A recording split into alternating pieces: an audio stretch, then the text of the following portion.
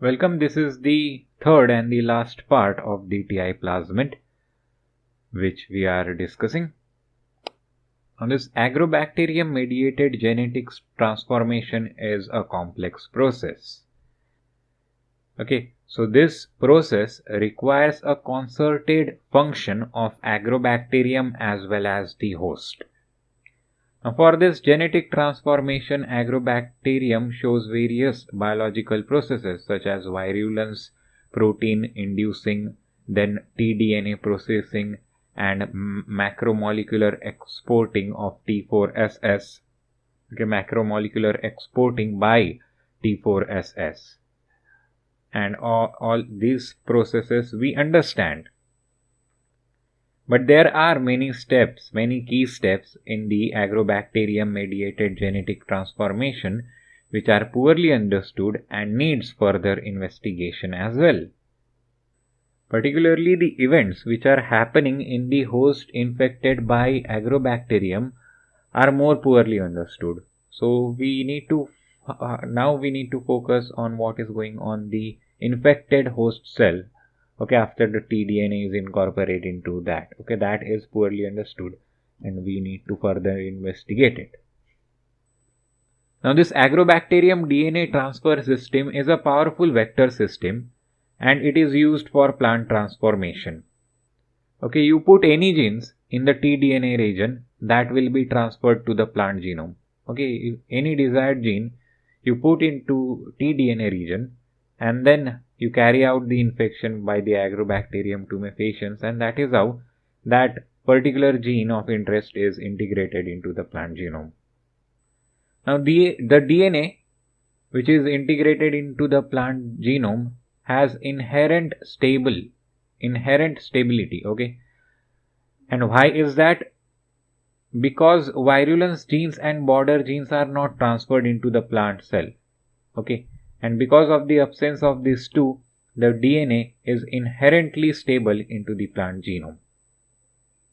Now, this agrobacterium is incredibly useful for transfer and insertion of the genes into the plants. But the scope of this agrobacterium is limited to those plants only which can be infected by the bacteria.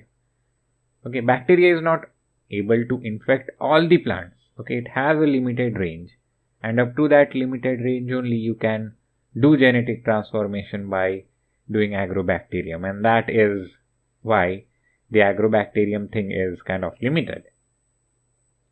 Now the thing is that the dicots are the host of the agrobacterium tumefaciens, but the monocots are not the natural host of the A tumefaciens, and the thing is that most monocot plants are resistant to this agrobacterium infection.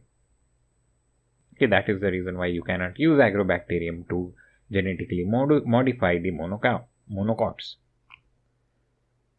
Now, the agrobacterium infection in monocots is inefficient, and the one reason for this might be, the thing is, the wounded monocot tissue do not produce phenolics such as acetylsyringone at sufficient level so that the viral gene expression can be induced. Okay, if you cut a monocot tissue, then it will not produce phenolics, and the agrobacterium will not be signaled to express its Vir genes. Okay, and that is the reason why the agrobacterium infection in monocots is inefficient. Now, in laboratory, it is proved possible to induce tumors in certain monocot species such as asparagus and yam. Now, in recent years, amazing progress has been made in transformation of cereals. Okay, rice is the first species that is being transformed in case of cereals. So this is a schematic representation of the agrobacterium tDNA transfer process. Okay, so this is your bacteria, this is your plant cell. Okay, now this agrobacterium tumefaciens have TI plasmid in it, and the tDNA of that TI plasmid is getting transferred into the plant cell and it gets integrated into it. Okay, that is how the process goes, right?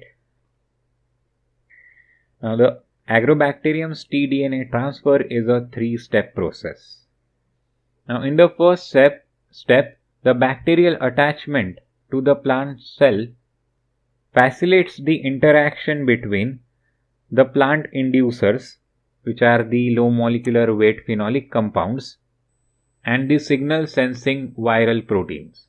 Okay, as the bacteria attaches to the plant cell, there is interaction of the plant inducers, that is phenolic compounds, and the signal sensing viral proteins of the bacteria. Now this interaction activates the transcription activator known as Virg. Okay, Virg is activated after this interaction.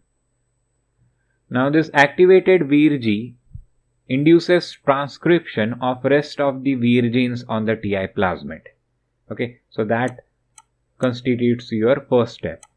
Now let's look at the second step. Now in second step, the T strand containing a single strand copy of tDNA is cut out from the TI plasmid by the Vir D2 protein. Okay, Vir D2 cuts out the T strand from the TI plasmid. And then this T strand is transferred from bacterial cell to the plant cell. And in this process is helped by the coordinated action of Vir gene products, such as single-stranded DNA binding protein VirE2. And in the final step, the tDNA is introduced into the nucleus of the plant cell, and the tDNA is integrated into the plant genome. Okay, so that is how the Agrobacterium tDNA transfer process takes place. Thanks for watching this video. See you next time.